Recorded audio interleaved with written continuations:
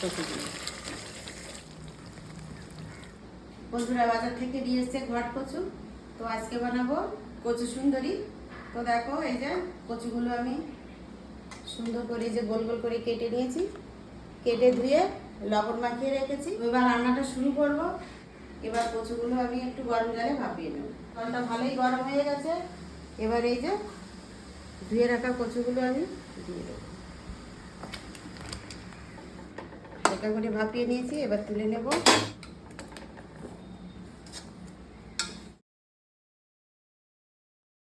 কচু থেকে জলটা তো সুন্দর করে ঝরে গেছে। এবার লবণ হলুদ মাখিয়ে কড়া করে ভেজে নেব। দিয়ে সুন্দর করে মেখে নেব।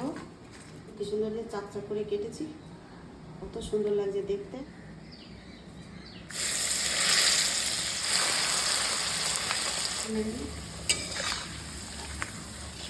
এবার এগুলো তুলে নেব, বাকিগুলো এইভাবে সব ভেজে নেব। কচুগুলো সুন্দর করে ভেজে নিয়েছি ডুবো তেলে। আমি দিয়ে দেবো এই যে কালো জিরে, দুটো তেজপাতা, দুটো শুকনো লঙ্কা, একটা মশলা করে নিয়েছি। এখানে নিয়েছি গোটা জিরে আর কয়েকটা শুকনো লঙ্কা।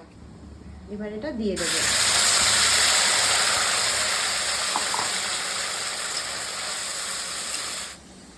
দেবো সামান্য একটু মিক্সি ধোয়া জল। দেবো এটা আমি একটু মাখা মাখাই রান্না হবে। এবার দিয়ে দেবো এই যে ভেজে রাখা কচুগুলো। ভালো করে সিদ্ধ করার জন্য গ্যাসটা কমিয়ে একটু ঢাকনাকে ঢেকে দেবো। সুন্দর সিদ্ধ হয়েছে এই জায়গাটা। একটু নাড়িয়ে দেবো। বন্ধুরা এই কচু সুন্দরী আসল উপকরণই এখনো দেয়নি। এই দেখো আসল উপকরণটা হচ্ছে এই যে নারকেলের দুধ। আমি এখানে একটা নারকেলের হাফ নারকেল কুড়িয়ে এই যে দুধ বার করে নিই। এবার আমি এই নারকেলের দুধ দিয়ে দেবো। এই দেখো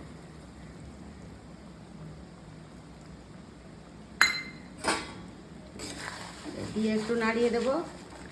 বন্ধুরা আমরা এই যে নিরামিষ রান্নাগুলো করি, এই নিরামিষ রান্নাগুলোই আমরা বেশি নারকেলের দুধটাই ব্যবহার করি।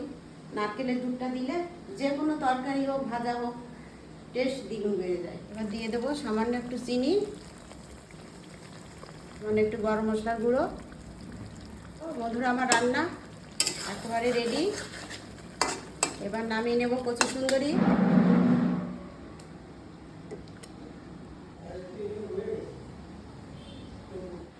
তো পুরো ভিডিওটা কেমন লাগলো জানাতে কিন্তু একদম ভুলবেন না।